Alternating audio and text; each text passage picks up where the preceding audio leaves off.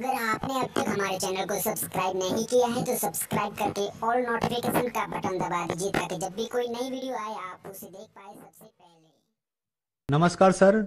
Sir साहब जी। Sir क्या नाम है आपका? दीनदयाल। दीनदयाल जी, आप कहाँ से हैं? ग्राम हल्दी कला, तहसील मीरगंज, जिला बरेली, उत्तर प्रदेश से। सर संत रामपाल जी महाराज से नाम दीक्षा आपने कब ली? 29/9 सन 2009। संत रामपाल जी महाराज की शरण में आने से पहले आप क्या भक्ति साधनाएं करते थे? हम जन्म से ही राधा स्वामी पंथ के स्वामी दिव्यानंद जी महाराज हैं, जिनका आश्रम संडीला हरदोई है, वहां से जन्म से ही जुड़े हुए थे। उसके बाद में हमारी शादी होती है सन 2001 में। तो हमारे ससुराल वाले जो भी थे वो जय गुरुदेव से जुड़े हुए थे। तो ससुराल वाले कहने लगे कि आप इधर भक्ति ना करके जय गुरुदेव से नाम दीक्षा लेके और भक्ति करें, ताकि आप पे जो भूत प्रेत की बाधा है ये सब दूर हो जाएगी। दिव्यानंद जी के शरण में रहते रहते हमारे को एक भूत प्रेत बाधा जो थी वो दुखी करने लगी थी। तो अब उसको लेकर के हम जय गुरुदेव की शरण में गए। वहां पर बताया कि आपको जो नशा है वो सब त्यागना होगा। नशा बहुत करते थे। तो हमने ससुराल वालों से कहा ठीक है, अगर जय गुरुदेव मना कर देंगे कि भाई नशा नहीं करना तो नहीं करेंगे। उस दिन सत्संग में गए, जाके पंडाल में बैठे तो वहां पर जय गुरुदेव ने सत्संग यहीं से स्टार्ट किया कि मैं नशा को मना नहीं करता। भारत देश किसानों का देश है। यहां पर किसान खेत में मेहनत करते करते आराम पाने के लिए बीड़ी का सहारा लेता है और बैठ जाता है। तो मैं मना नहीं करता कि बीड़ी मत पियो, हुक्का मत पियो। हाँ, ऐसा नशा ना करो जिससे कि अपने आप को भूल जाओ या सामने वाले को भूल जाओ।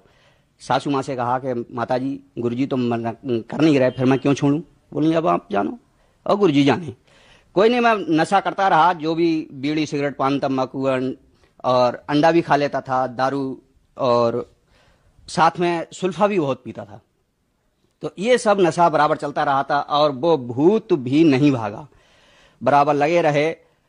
इसमें जब भी कोई भी बाधा आती तो ससुराल वाले या सगा संबंधी जो भी थे वो कहते कि भाई तू भक्ति नहीं करता, संत की शरण में फिर भी तेरे को ये सारी समस्याओं का सामना करना पड़ रहा है। तो हाँ, एक बार बार ये विचार आते हैं मन में कि भाई संत जो अभी अब बात आई तो संत तो कहीं अंत है, ये तो खाली बंद है। हालांकि ये मैं फॉरवर्ड बतौर कहता था कि संत तो कहीं अंत है। फिर हम जय गुरुदेव में जाते जाते उनकी शरण में यहाँ पर बहेड़ी में 8 दिन का सत्संग था, वहां पर भी हम गए और जाके 8 दिन बराबर सत्संग सुना, लेकिन उनके वचन से कोई संतुष्टि ना मिली। फिर निरंकारी हरदेव सिंह जी महाराज, उनके यहाँ पर गए, वहां से भी उनके सत्संग सुने, कोई संतुष्टि ना मिली।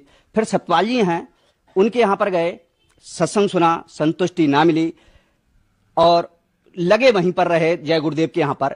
लेकिन भूत जो प्रेत बाधा थी वो हमारी बरकरार रही, वो भी वहां पर नहीं हट पाई। इनसे कोई लाभ नहीं हुआ, हानि जरूर होती रही। हानि तो इतनी होती रही कि इनकी शरण में रहते रहते भी मेरे पे प्रेत बाधा रहने लगी। ऊपर से हमारी मम्मी जो थी उन्होंने दवा खा ली, वो एक्सपायर हो गई। अन्य आर्थिक स्थिति इतनी कमजोर हो गई कि समय से सब्जियां भी नहीं मिल पा रही थी। तो लाभ तो कुछ ना, हानि ज्यादा हुई। संत रामपाल जी महाराज की शरण में आने का क्या कारण बना? मेन कारण था प्रेत बाधा। हमारे पे एक भूत आता था, उसको लेकर हम ज्यादा दुखी थे। मेरे को फोन किया और बताया कि दीनदयाल, आपके जो प्रेत बाधा है वो संत रामपाल जी महाराज की शरण में जाने से बाधा दूर हो सकती है। तो क्यों ना हम संत रामपाल जी महाराज की शरण में चलें। हम आश्रम पहुंचे। संत रामपाल जी महाराज के आश्रम बरवाला में, टोना रोड पे आश्रम था। तो अब बीड़ी की लत, जो नशा हम करते थे, तो उससे हम छोड़ नहीं पा रहे थे। और बीड़ी की लत ऐसी समझो कि जैसे हम घर में ऐसे पैदा हुए जैसे गेहूं में कंडुआ। घर में कोई नशा नहीं करता था, लेकिन हम नशा सभी करने लगे थे और साथ में लेके गए, पापा साथ में थे। तो जैसे ही हम आश्रम के गेट पर पहुंचे तो ये तो जानते थे कि आश्रम के अंदर कोई भी धूम्रपान, कोई भी नशा निषेध है। लेकिन फिर भी हम चतुराई दिखा करके बैग में कपड़ों की तह में अंदर ले गए और वहां पर भक्तों ने जब झाड़ा लिया तो कपड़े हिलाकर देखे तो उसमें निकल पड़ी, बीड़ी भी निकल पड़ी, माचिस भी निकल पड़ी। तो उन्होंने कहा बाहर फेंक के आओ। हमने वो बहुत क्या से बबूल की जड़ से रख दिया, उसके ऊपर घास डाल दी, ताकि जब भी हम निकलेंगे आश्रम से और तुरंत बीड़ी पियेंगे। उस समय हम गए, वहां पर देखा, अंदर जाके नजारा ही कुछ अलग था। भक्तों से मिले, जो भी भगत मिले, बहुत प्यार उनके अंदर दिखाई दिया, और फिर नाम दीक्षा ली। सर, संत रामपाल जी महाराज से नाम दीक्षा लेने के बाद आपको क्या लाभ हुए? संत रामपाल जी महाराज से नाम उपदेश लेने के बाद में जब हम घर लौटते हैं तो प्रेत बाधा तो हमारी पहले ही खत्म हो चुकी थी। नाम लेते ही घर आते हैं तो करीब 1 महीना हुआ था कि भक्तमती हमारी जो पत्नी है, उन्होंने नाम नहीं लिया था, और अचानक उनके कान में दर्द हुआ, और दर्द होने पर बेहोश हो गई। उन्हें लेके हॉस्पिटल गए। हॉस्पिटल में बताया कि इनके कान के पर्दे जा चुके हैं, मैल बहुत आ रहा था। तो उसने दर्द का इंजेक्शन लगाया। इंजेक्शन लगाते ही उसको आवाज ही आनी बंद हो गई। आवाज आनी जब बंद हुई, तुरंत उससे कहा कि भाई तू दवा दे, जो भी देनी है डॉक्टर से, और हम कहीं दूसरी जगह इलाज करा लेंगे। वहां से ले आए, दूसरे हॉस्पिटल में लेके गए तो पता लगा कि इसके कान के पर्दे गल चुके हैं और इसका ऑपरेशन होगा, कान के पर्दे पड़ेंगे, और 90,000 रुपए खर्चा भी बताया। लेकिन हम इतना पैसा नहीं जुटा पा रहे थे ताकि हम 90,000 रुपए खर्च करके ऑपरेशन कराएं। वहां पर जो आसपास के भगत थे उनसे प्रार्थना की कि भगत जी ऐसे ऐसे परेशानी आ गई है, हमें क्या करना चाहिए। तो एक भगत ने बताया कि भगत जी आप सीधे आश्रम चले जाओ और वहां से जाके गुरु जी से ही प्रार्थना करो, वही कुछ कर सकेंगे। तो वही समझ में ही आया और सीधे हम आश्रम चले गए। आश्रम जाके गुरु जी से प्रार्थना की, संत रामपाल जी महाराज से, कि मालिक इसके कान खराब हो चुके हैं और 90,000 रुपए डॉक्टरों ने खर्चा बताया है, और इतने पैसे हमारे पास हैं नहीं, कहाँ से इतना जुटा पाएंगे। गुरु जी बोले कोई नहीं, इसे नाम दीक्षा दिलाओ और मर्यादा में रह के भक्ति करो, सब ठीक हो जाएगा। विश्वास था नहीं कि इतना विश्वास करें ताकि ठीक हो जाएंगे, क्योंकि पता था कि संत तो कहते ही रहते हैं कि ठीक हो जाएंगे, ठीक हो जाएंगे। पिछले समय से देख रहे थे हम संतों की बात, तो विश्वास नहीं हुआ। मन में विचार आया क्यों ना हम जब तक ये कान ठीक ना हो जाते तब तक यहीं पर रहें, ये निर्णय लेके, और हम वहीं पर टिक गए। 2 बार दर्शन के लिए संत रामपाल जी महाराज के जाते थे हम, तो हर बार में दिखाते और बोलते कि मालिक दया करो, कान ठीक हो जाएं। मालिक की रजा हुई कि बिन दबा के पहले दिन ही सबसे पहले कान का मैल कम हुआ। दूसरे दिन दर्शन के लिए गए तो पता लगा कि कान का मैल आना ही बंद हो गया। करते करते इसी तरह 8 दिन लगातार हम आश्रम में रहे, सेवा की और मालिक से प्रार्थना की कि 8 दिन में बिन दबा के भी वो कान आज तक ठीक है, सुनाई भी बराबर आती है, मैल भी नहीं आता, बिल्कुल ठीक है, वो स्वस्थ है। संत रामपाल जी महाराज की शरण में जाने से ये मेरी पत्नी को लाभ हुआ। उसके बाद में मेरा बेटा एक छोटा, उस समय था 1 साल का, मेरे घर से करीबन 50 फीट दूरी पे रोड है। तो 1 साल का लड़का लड़खड़ाता हुआ रोड की तरफ निकल जाता है। बाइक से आ रहे 2 सवार वो टकरा जाते हैं उस लड़के से। दोनों की अच्छी टक्कर हुई, लेकिन लड़के के कहीं खरोच नहीं आई। सामने जो मार्केट थी, मार्केट में बैठे सभी लोग देखने लगे कि ये दीनदयाल का लड़का, और ये मर गया आज, क्योंकि जरा सा बच्चा, 1 साल का बच्चा, और ये बचेगा नहीं। अब डॉक्टर भी थे वहां पर मार्केट में, वो दौड़ के आए और उसे उठाने लगे। जैसे ही उसे उठाने लगे तो लड़का डर की वजह से वो डर गया, और डर की वजह से वो घर की तरफ दौड़ पड़ा। घर पहुंच गया जैसे ही भागते भागते, और उनको उठा के फिर उनकी मल्लम पट्टी की गई। 2 जो मोटरसाइकिल पे थे उनकी मल्लम पट्टी की गई। काफी समय तक उन्हें होश नहीं आया था। तो इस तरह से संत रामपाल जी महाराज ने मेरे बच्चे को जीवन दान दिया। और फिर एक बार मैं अपनी ससुराल अपनी पत्नी को लेकर के जा रहा था साइकिल से, तो सामने ही खड़ी कर दी साइड में कच्चे पे आके साइकिल, और सोचा कोई ना कोई चीज ले लें बच्चों के लिए। तो अब वो बच्चों के लिए चीज लेने के लिए खड़े हुए थे कि मैं साइकिल पे ही खड़ा था, पत्नी मेरी उतर चुकी थी। और जैसे ही देखता हूं सामने के एक मोटरसाइकिल सवार मेरे तरफ को चला रहा सीधे। वो मोटरसाइकिल वाला आ रहा है, मैं पत्नी से बोल रहा हूं कि भाई ये मरेगा, मेरे को भी मारेगा। आते आते वो मेरे से टकराया। टकराने पर ये पता ना लगा कि वो टकराया किससे। मेरी साइकिल ज्यों की त्यों खड़ी रही। मटकाट में एक स्प्रिंग लगा लेते हैं उसे रोकने के लिए, तो वो निकल के वास्तव में दूर गया, और वो बहुत बुरे ढंग से बिखर गए। मोटरसाइकिल और 2 सवार जो बैठे थे वो दोनों बिखर गए।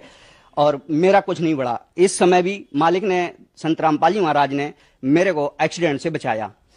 इसी प्रकार एक बार हम अपने भतीजे के ससुराल जा रहे थे, 2 लोग पीछे बैठे थे। रास्ते में हमारी 80-90 की स्पीड पर मोटरसाइकिल चल रही थी और सामने ट्रक था। ट्रक के पीछे ही हम चल रहे थे, साइड में कोई और रास्ता था नहीं। सामने ट्रक के कुछ और सवारी आती है, उसने हाई ब्रेक लगाए कि हम लगा नहीं पाए। तब तक पता लगा कि हमारी गाड़ी ठुकी जा रही थी उस ट्रक में। हमने एक खंती थी कोई 3 फीट गहरी, उसमें डाल दी। आंखें मिच गई, बंद हो गई हमारी आंखें। हम कुछ सोच समझ नहीं पाए कि पता लगा कि जब हमारी आंख खुली तो रोड, ट्रक के अगले रोड पर अपनी मोटरसाइकिल पाई। दाता ने, संत रामपाल जी महाराज ने उस बार भी हमें जीवन दान दिया तीनों को, और हम तीनों को मौत के मुंह से बचाया। तो ऐसे तो मालिक चमत्कार हर समय हर पल कोई ना कोई करते ही रहते हैं अपने भक्तों के साथ में। मालिक की महिमा कहां तक गाऊं, कितने चमत्कार आपको गिनाऊं, मैं कोई शब्द भी नहीं है मालिक की महिमा गाने के लिए। प्रेत बाधा जो जन्म लिया मैंने दिव्यानंद से और होशियार हुआ, तब से ही प्रेत बाधा मेरे को परेशान करने लगी थी। और सन 2009 तक वो प्रेत बाधा बहुत ही दुखी कर रही थी। संत रामपाल जी महाराज की शरण में आते ही वो प्रेत बाधा छूमंतर हो गई, जैसे थी ही नहीं।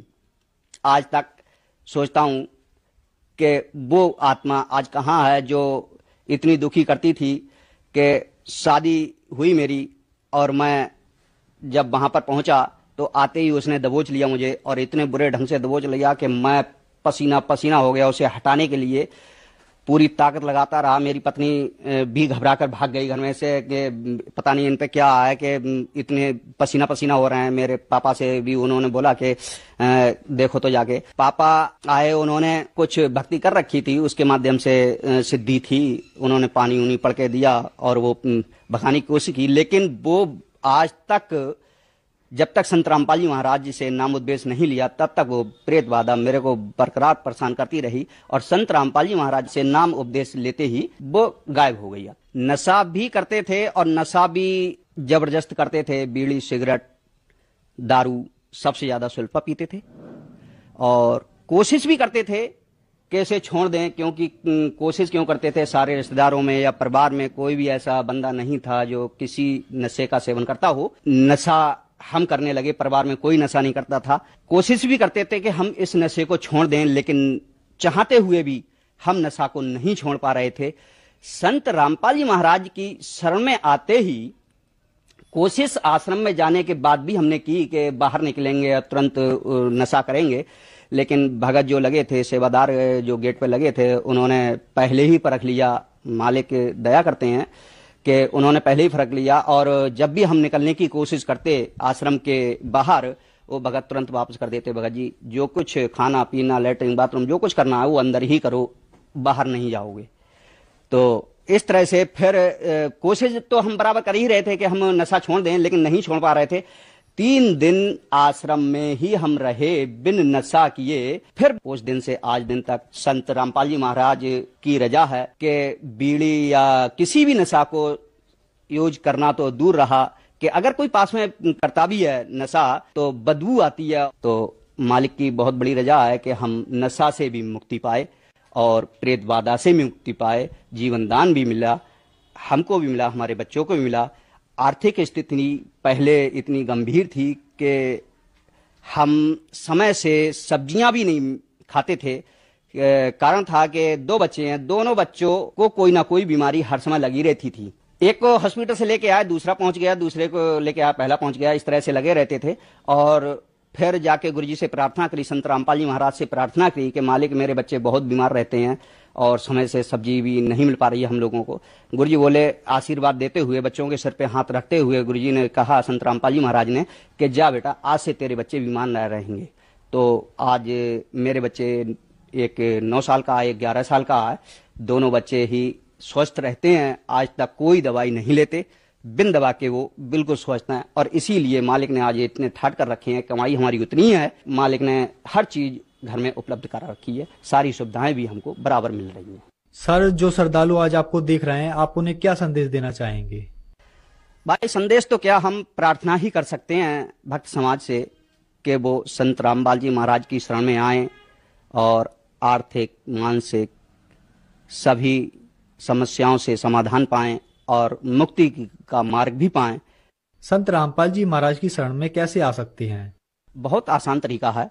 आज के समय में संत रामपाल जी महाराज ने दया कर रखी है कि हर जिला में सेंटर खोल रखे हैं। टीवी के माध्यम से आप नंबर जो आते हैं टीवी पर, उन पर संपर्क करें। अपने नजदीक के सेंटर की जानकारी मिलेगी आपको और वहां पर जाकर नाम उपदेश ले सकते हैं। धन्यवाद सर।